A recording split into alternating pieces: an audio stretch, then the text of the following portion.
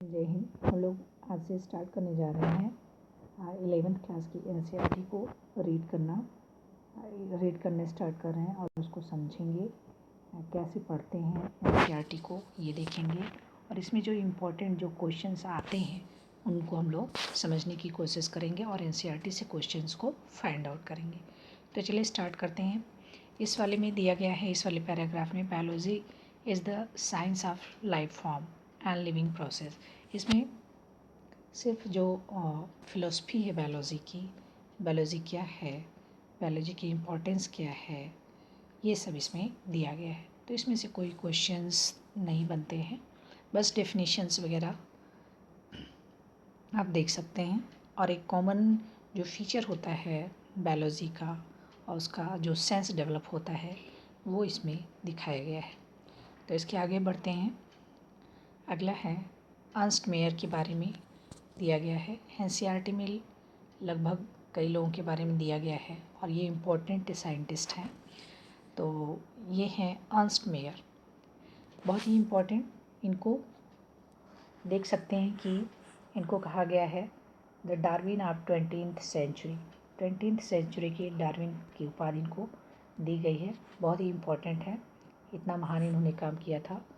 और 5 जुलाई 1904 में ये पैदा हुए। कैम्पटन जर्मनी के रहने वाले थे और हार्वर्ड यूनिवर्सिटी में इन्होंने इवोल्यूशनरी बायोलॉजी पर बहुत ही ज़्यादा काम किया। और आज जो हम लोग बायोलॉजिकल स्पीसीज़ का डेफिनेशन पढ़ते हैं, डेफिनेशन जो एक्सेप्ट है की गई है बायोलॉजिकल स्पीसीज़ की, उसमें बताया गया है कि जो बायोलॉजिकल स्पीसीज़ उनको कहा जाता है जब टू स्पीसीज़ आपस में इंटरब्रीड कर सकती हैं। अगर 2 स्पीसीज़ आपस में इंटरब्रीड करती हैं तो उनको बायोलॉजिकल स्पीसीज़ कहा जाता है। ये सबसे पहले अर्नस्ट मेयर ने ही दिया था, जो कि आज भी इसको एक्सेप्ट किया जाता है। तो 2004 में इनकी डेथ हुई है। तो काफ़ी काम किया, लगभग 100 साल तक रहे और इनको जो है the Darwin of 20th century कहा जाता है। और was one of the 100 greatest scientist. अपने समय के इस 100 ग्रेटेस्ट साइंटिस्ट में इनको देखा जाता है, इनको अहमियत दी जाती है। Mayor joint Harvard faculty of art and science में भी इन्होंने काम किया। लगभग ट्रिपल क्राउन ऑफ बायोलॉजी, इनको 3 पुरस्कार से नवाजा गया है। Belgian international prize of biology, Crafoord prize 1999। तो लगभग 100 साल तक इन्होंने अपना महत्वपूर्ण योगदान दिया, बायोलॉजिकल स्पीसीज़ की डेफिनेशन दी, इवोल्यूशनरी बायोलॉजी पर काम किया। ये बहुत ही इम्पोर्टेंट फैक्ट है इनके बारे में।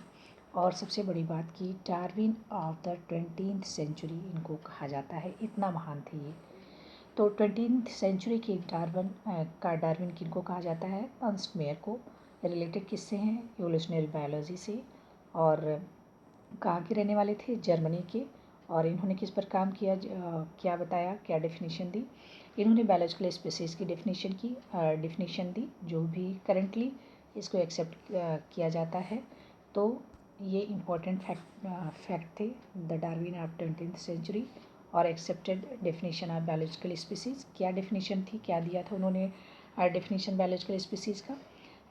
According to him biological species वो होती हैं जब 2 स्पीसीज़ एक दूसरे से इंटरब्रीड कर सकते हैं, तो उनको बायोलॉजिकल स्पीसीज़ कहा जाता है। ट्रिपल क्राउन से इनको नवाजा गया था। लगभग 100 साल तक ये इन्होंने अपना योगदान दिया। तो ये थे अर्नस्ट मेयर, एक महान वैज्ञानिक। अब इसके आगे चलते हैं हम लोग नेक्स्ट पेज पर, द लिविंग वर्ड पर। लिविंग वर्ड कितना अद्भुत है वास्तव में। इसको हम पढ़ेंगे तो हमें बस पता चलेगा कि ये जो हमारा इन्वायरमेंट है, ये लिविंग वर्ड है, कितना ब्यूटीफुल है, कितना एडवेंचरस है, कितनी डाइवर्सिटी है, कितनी अच्छी अच्छी चीज़ें यहाँ पर है। तो ये फिलॉसफी एस्पेक्ट है इसका। इसमें जैसे deciduous forest, how beautiful, ocean deciduous forest, ये सब इसमें दिया गया है। और गैलोपियन हॉर्सेस, माइग्रेट करने वाली जो बर्ड्स हैं वो, तो सब कुछ कितना अद्भुत है इस लिविंग वर्ल्ड में, how wonderful defined here about living world. तो इसमें से कुछ खास क्वेश्चंस हमें मिलते नहीं हैं, हम आगे बढ़ते हैं। व्हाट इज़ लिविंग, इसमें बताया गया है कि लिविंग क्या है। व्हाट इज़ लिविंग, लिविंग क्या है, किसको हम लिविंग कहेंगे और किसको लिविंग नहीं कहेंगे। लिविंग में ऐसा क्या होता है, लिविंग में ऐसा क्या होता है जो नॉन लिविंग में नहीं होता है। नॉन लिविंग और लिविंग में डिफरेंस हम कैसे कर पाते हैं। तो लिविंग में क्या होता है जो नॉन लिविंग में नहीं है, और लिविंग को लिविंग कौन बनाता है, ऐसी क्या क्वालिटी होती है कि लिविंग में होता है और नॉन लिविंग में नहीं होता। तो वो डिस्टिंक्टिव जो फीचर्स होते हैं, कैरेक्टर्स होते हैं, वो है ग्रोथ, इसमें दिया गया है, वो है growth, very important, reproduction, ability to sense environment, consciousness and mount a suitable response come to our mind immediately. This is the adjustment and reflection. Consciousness, immediately unique reflection, unique feature of living argument. किसी भी चीज़ के प्रति जो हम प्रतिक्रिया व्यक्त करते हैं, हमारा जो सेंस होता है, वो प्रतिक्रिया जो व्यक्त होती है, वो यूनिक फीचर है किसी भी लिविंग ऑर्गेनिज्म का। और इसमें मेटाबॉलिज्म है, एबिलिटी टू सेल्फ रेप्लिकेट मतलब रिप्रोडक्शन, सेल्फ ऑर्गेनाइज, ये सब भी लिविंग कैरेक्टर हैं। तो let's start understand what is the living properties. तो एक लाइन में सबसे इम्पोर्टेंट चीज़ को बता दिया गया है, ऑल लिविंग ऑर्गेनिज्म ग्रो। सभी जो लिविंग ऑर्गेनिज्म हैं वो ग्रो करते हैं, और ग्रो किस तरह से होता है, एक तो मास में ग्रो होता है, मतलब उनका मास इंक्रीज़ होता है, और दूसरा उनका नंबर में इंक्रीज़ होता है, मास एंड नंबर। ग्रोथ कैसे हम देख सकते हैं कि अगर मास में इंक्रीज़ हो रहा है तो भी ग्रोथ हो रही है, और अगर नंबर भी इंक्रीज़ हो रहा है तो भी ग्रोथ हो रही है। This is twin characteristic of growth. ये जो है जुड़वा कैरेक्टर हैं ग्रोथ के। हम देखते हैं कि जो ग्रोथ होती है वो सेल डिवीजन से होती है, चाहे वो यूनिसेलर हो चाहे वो मल्टीसेलर हो। जो ग्रोथ होगी वो कैसे होगी, उसका एक ही है कि उसमें सेल डिवीज़न होगी। इन प्लांट्स में ग्रोथ जो है सेल डिवीज़न से होती है थ्रू आउट देयर लाइफ, और जो प्लांट होता है उसमें थ्रू आउट लाइफ ग्रोथ होता रहता है, जबकि एनिमल्स में ऐसा नहीं होता है। एक टाइम के बाद उनकी ग्रोथ रुक जाती है, लेकिन तब भी सेल डिवीज़न होता है फॉर मेंटेनेंस। जो सेल डेड होती हैं उनको मेंटेन करते हैं, और मास में इंक्रीज़ होता है, तब भी मतलब ग्रोथ हो रही है। लेकिन इसमें इनडेफिनिट ग्रोथ होती है, प्लांट में इनडेफिनिट ग्रोथ होती है। इनका एक टाइम के बाद इनकी ग्रोथ रुकती नहीं है, किसमें, प्लांट में। जबकि एनिमल्स में क्या होता है कि एक सर्टेन एज के बाद इनकी ग्रोथ रुक जाती है। Cell division occurs in certain tissue, कुछ ही टिश्यू में होते हैं। रिप्लेस लॉस्ट सेल्स, अगर सेल लॉस्ट हो गई है, उनकी रिपेयरिंग होनी है तो सेल डिवीज़न होता है। Unicellular organism grow by cell division, one can easily observe this. तो इनको हम ऑब्ज़र्व कर सकते हैं इन विट्रो में बाय सिमिलर काउंटिंग, और उनके नंबर्स को भी काउंट करके देखा जा सकता है माइक्रोस्कोप में। और हायर एनिमल्स एंड प्लांट्स में growth and reproduction are mutually exclusive event है, तो पता ही नहीं चलता है। जैसे अमीबा है, अमीबा को आप देखेंगे तो ये पता नहीं चलता है कि इसमें ग्रोथ हो रही है कि इसमें रिप्रोडक्शन चल रहा है, तो ये पता नहीं चलता है। One must remember the increase in body, अगर बॉडी में इंक्रीज़ हो रहा है कंसीडर्ड एज ग्रोथ। अगर बॉडी की मास में इंक्रीज, मान लीजिए उसकी ग्रोथ नहीं हो रही है, लंबाई में नहीं बढ़ रहा है, लेकिन बॉडी मास इंक्रीज हो रहा है, तो that is also considered as growth. तो उसको भी हम ग्रोथ में कंसीडर करते हैं। Non living object also grow if we take increase in body mass criteria.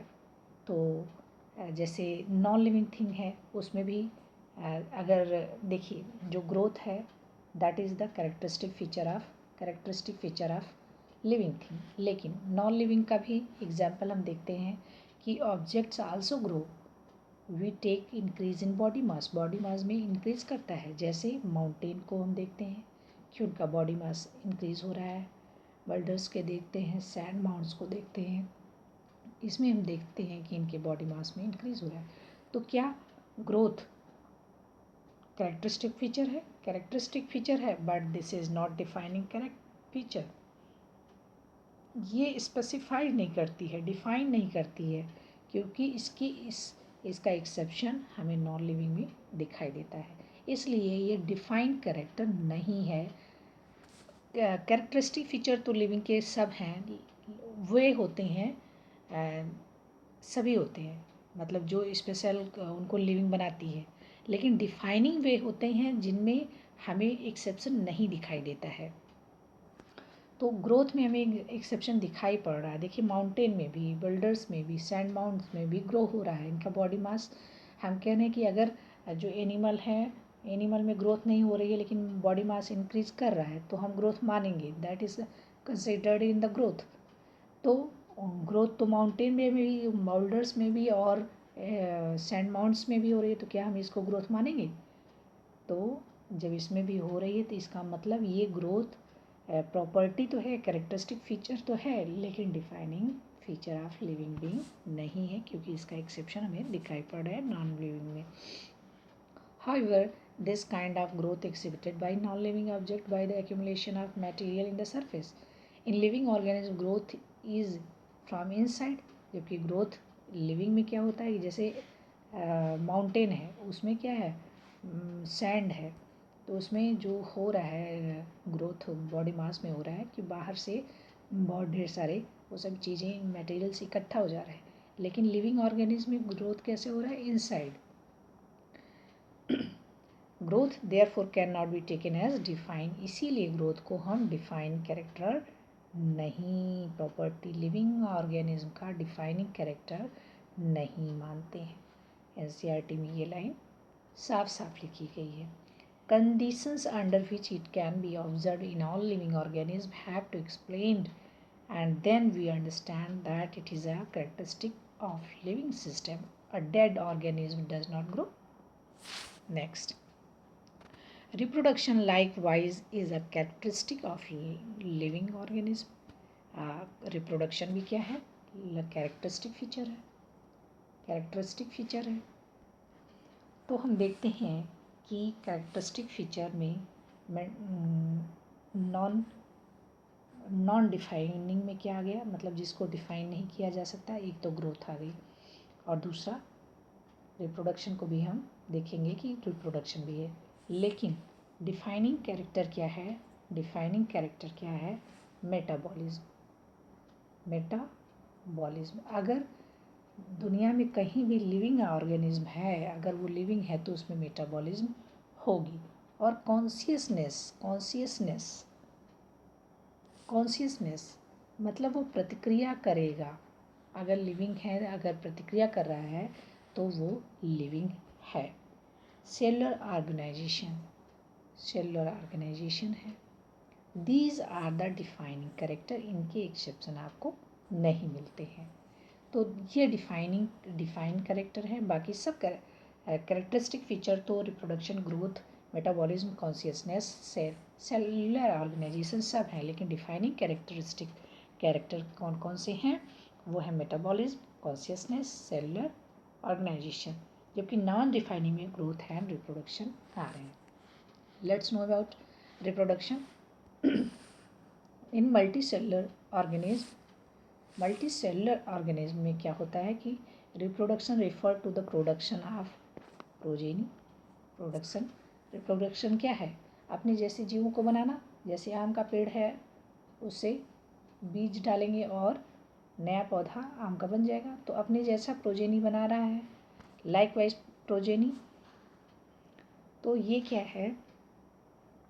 मोर और less similar to those parents, अपने पेरेंट्स की तरह होते हैं।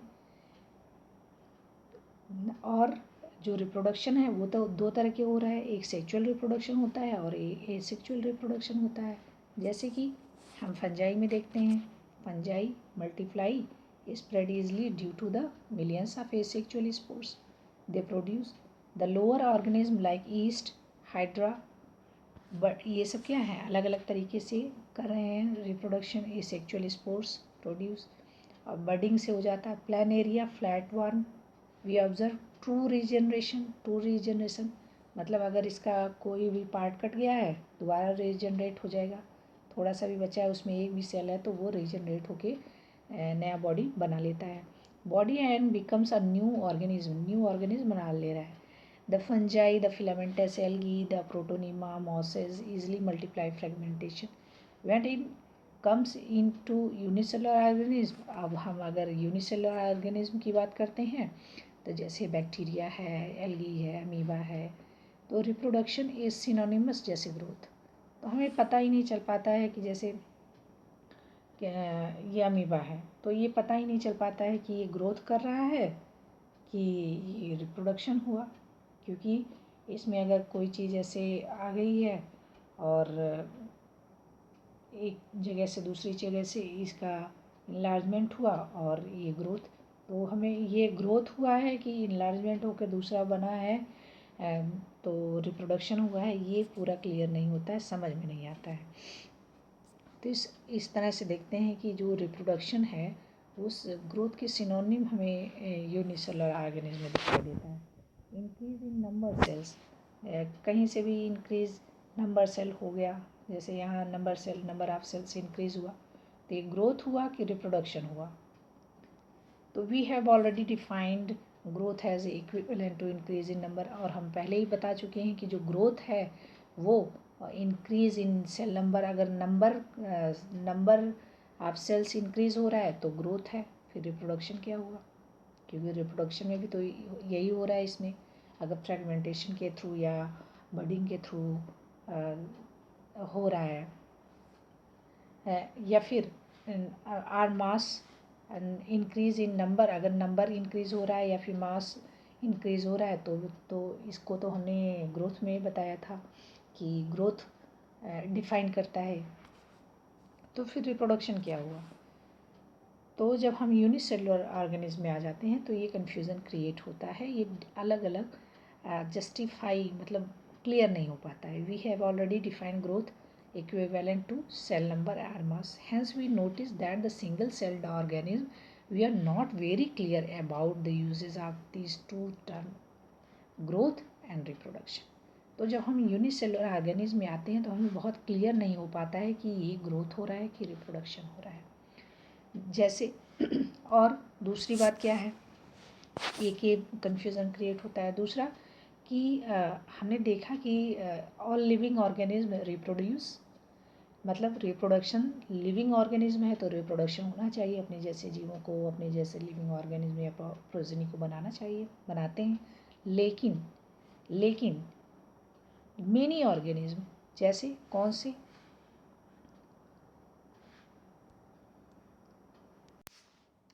But many organism like mule है, स्टेराइल वर्कर बीज हैं, इनफर्टाइल ह्यूमन कपल्स हैं, तो ये सब लिविंग तो हैं, लेकिन क्या ये रिप्रोडक्शन करते हैं? Reproduction can not takes place there. तो क्या ये लिविंग, अगर रिप्रोडक्शन नहीं कर रहे हैं तो क्या ये लिविंग नहीं है? तो ये इसलिए रिप्रोडक्शन जो है डिफाइनिंग कैरेक्टर नहीं हो पाता है, ये इन क्वेश्चंस का जवाब नहीं मिल पाता है कि अगर रिप्रोडक्शन ग्रोथ लिविंग बीइंग की फीचर है तो क्या हो रहा है, अगर सेल नंबर बढ़ रहा है तो ये यहाँ पर पहली बात तो ये क्लियर होना चाहिए कि ये रिप्रोडक्शन हो रहा है कि ग्रोथ हो रहा है। दूसरी बात, लिविंग ऑर्गेनिज्म है तो इनमें ये म्यूल्स में और स्टेराइल वर्कर बीज और इनफर्टाइल ह्यूमन कपल्स, ये फिर रिप्रोडक्शन क्यों नहीं हो पा रहा है? अगर नहीं हो पा रहा है तो क्या ये लिविंग नहीं है? लिविंग भी हैं, रिप्रोडक्शन भी नहीं हो पा रहा है। इसलिए रिप्रोडक्शन को डिफाइनिंग कैरेक्टर में लिविंग बीइंग के को डिफाइनिंग कैरेक्टरिस्टिक में नहीं रखा जाता है। देखिए एनसीईआरटी इस लाइन में लिखती है, क्या लिखा है? reproduction, hence reproduction also cannot be an all inclusive defining characteristic of living organism. This is most important line.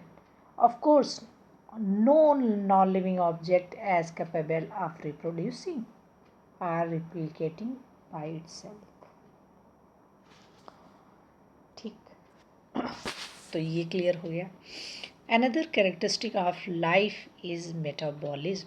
अगला कैरेक्टरिस्टिक क्या है कि metabolism. Another characteristic of life is metabolism. Metabolism के बारे में ऑल लिविंग, हम लोगों के अंदर ढेर सारे केमिकल रिएक्शंस हो रहे हैं। Chemicals small and big belonging to various size functions हो रहे हैं, are constantly being made and changed into some other biomolecules. लगातार रिएक्शंस हो रहे हैं और एक बायोमोलिक्यूल्स दूसरे में चेंज होता चला जा रहा है। These conversion are chemical reaction or metabolic reactions. इनको हम मेटाबॉलिक रिएक्शंस कहते हैं। There are thousands of metabolic reaction occurring simultaneously inside all living organisms. हमेशा लगातार चलते रहती है, कितनी थाउजेंड्स ऑफ मेटाबॉलिक रिएक्शंस होती रहती है लिविंग ऑर्गेनिज्म में। यूनिसेलर आर चाहे वो यूनिसेलर हो चाहे मल्टीसेलर हो, all plants animal fungi micros exhibit metabolism. सब में मेटाबॉलिज्म हो रहा है। ऑल प्लांट में एनिमल्स में फंजाई में माइक्रोब्स में मेटाबॉलिज्म हो रहा है। The sum total of all the chemical reaction occurring in all body is metabolism. No non-living object is, और किसी भी अगर नॉन लिविंग है तो उसमें मेटाबॉलिज्म नहीं होता है। नो नॉन लिविंग, कोई भी एग्जाम्पल आप मेटाबॉलिज्म का नॉन लिविंग में आप नहीं दिखा पाते। No non-living object exhibit metabolism. Metabolic reaction can be demonstrated outside the body in cell-free system. An isolated metabolism reaction outside the body of an organ performed in a test tube, neither living nor living. Hence, while metabolism is a defining feature of all living, इसलिए ये जो आप test tube में अगर करते हैं तो वो टेस्ट ट्यूब में रिएक्शंस होते हैं, लेकिन